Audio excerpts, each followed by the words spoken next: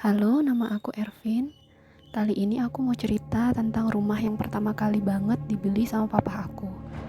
Letaknya itu di Jalan Nangka Utara, di Denpasar, Bali. Kita sebut aja rumah itu dengan Rumah Nangka.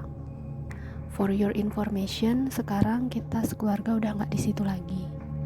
Jadi, waktu itu kami tinggal di sana selama 14 tahun. Karena kurang cocok sama lingkungannya, sebenarnya kita juga sering banget diganggu. Pernah suatu ketika teman SMP aku nginep tidur di kamar aku. Nah, letak kamar aku itu kan di pojokan. Tempat tidur aku di sebelah jendela banget. Dan di luar jendela itu ada pohon-pohon bambu kecil gitu. Waktu itu dia kan ngerasa gerah gitu. Soalnya di kamarku gak ada kipas angin, gak ada AC juga. Terus dia buka jendela, tapi aku bilang jangan. Soalnya aku kan orangnya penakut. Dan bener dong, waktu dia buka korden, tiba-tiba silau gitu terang banget dan kita berdua kaget banget karena lihat bola api terbang. Terus teman aku bilang, "Ih, gila leak tuh." Terus aku suruh dia diem dan tutup lagi kordennya. Paginya setelah temanku pulang, kita dapat kabar kalau salah satu tetangga kita baru meninggal. Katanya nggak wajar gitu. Nah, sempat juga ada yang lihat monyet di atap rumah dia sebelum tetangga aku meninggal. Tapi aku diem gak berani cerita ke siapapun kecuali ke mama aku soal bola api yang aku lihat tadi malam itu. Mamaku sih bilang, ya udah nggak apa-apa, biarin aja selama mereka nggak ganggu kita. Beberapa minggu setelah kejadian itu, ada anak teman mamaku nganter kue ke rumah. Dan dia langsung buru-buru pulang gitu. Pas ditanya ibunya, katanya dia lihat rumahku itu rame banget. Di halaman sama di garasi katanya banyak anak kecil lari-lari. Terus di dalam katanya ada yang matanya keluar gitu. Makanya dia cepat-cepat pulang, katanya takut. Terus pernah juga pas mama papa aku lagi arisan di kantor papa nih di Bangli. Aku sama adik aku berdua aja di rumah. Kita tiduran tuh depan TV. Dan gak tahu kenapa di depan TV itu aku ngerasa ada yang ngeliatin dari belakang sama pintu depan. Kebetulan pintu depan itu kayu tapi ada kacanya setengah badan gitu. Jadi kalau ada tamu pasti kelihatan, tapi setiap aku noleh nggak ada apa-apa gitu. Sampai akhirnya papa mamaku datang. Pas aku bukain pintu sama adekku, kita berdua lihat mama papa itu sama tante aku kan. Jadi pas papa mau masukin mobil tuh mereka berdiri berjajar gitu. Ada tante aku berdiri di sebelah mama gitu, tapi dia diem aja gitu, mukanya kayak capek gitu. Pakai celana jeans sama kaos putih kan. Pas papa mama masuk, pintunya dikunci. Terus aku nanya, "Lu kok dikunci, kan tante belum masuk?" Terus papa balik nanya, "Tante siapa?" Ya aku bilang, "Tante Ugi lah."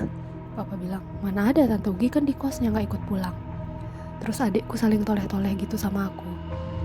Terus yang kita lihat tuh siapa? Masalahnya yang ngeliat tuh bukan cuma aku aja, tapi adikku juga lihat. Persis banget kayak tante aku. Malamnya pas aku tidur, lampu kan aku matiin seperti biasa. Tapi setiap habis matiin lampu, dadaku mesti sesak. Aku memang punya asma sih. Tapi aku pikir kalau misalnya asmaku kumat, aku minum obat. Terus aku paksain lanjut tidur. Beberapa kali aku lihat mama atau papa gitu gantian masuk ke kamarku nyelimutin. Awalnya aku diem. Lama-lama pas musim panas aku ngomel dong pagi-pagi. "Papa nih ngapain sih selimutin aku malam-malam? Aku tuh sengaja gak pakai selimut, gerah tau." Terus papa bilang, "Siapa yang selimutin? Masuk ke kamarmu malam-malam aja enggak?" Terus aku langsung noleh dong ke mama. Mama diam aja kayak pura-pura gak denger. Sok sibuk di dapur. Terus waktu itu tante aku lagi nginep. Dia tidur di kamar adikku. Terus dia bilang kasurnya basah. Padahal gak ada yang numpahin di situ air. Malamnya tanteku kebangun terus ngeliat katanya ada sosok yang matanya keluar gitu, netes-netes di kasur.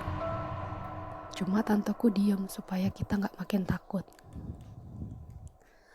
Sampai suatu ketika waktu aku SMA kelas 2, aku kebangun tengah malam karena sesek kan. Pas aku melek tepat depan muka aku ada makhluk hitam berbulu. Matanya merah. Aku mau teriak nggak bisa, mau gerak nggak bisa. Akhirnya aku baca-baca doa dalam hati sampai akhirnya dia hilang. Tapi sesakku nggak hilang, malah semakin parah. Akhirnya aku dilarikan ke UGD, dikasih oksigen sama nebulizer, tapi tetap aja nggak membaik. Padahal kalau asma kumat biasanya nebulizer 10 menit udah lega. Ini tuh kuku sampai membiru, susah banget nafas. Besoknya teman mama papa datang nih jengukin, dia pendeta. Terus dia bilang, "Mbak, itu anaknya bukan asma, bawa pulang aja. Udah didoain aja, soalnya ada yang duduk di dada dia." Tapi karena papaku itu orangnya gak percaya banget sama hal-hal kayak gitu, dia gak dengerin. Sampai datang lagi teman mama yang lainnya, Pak Haji gitu, jenguk ke rumah sakit. Dia juga bilang hal yang sama persis sama yang pendeta kemarin bilang. Coba bapak buang lukisan-lukisan patung topeng kayu di rumah bapak.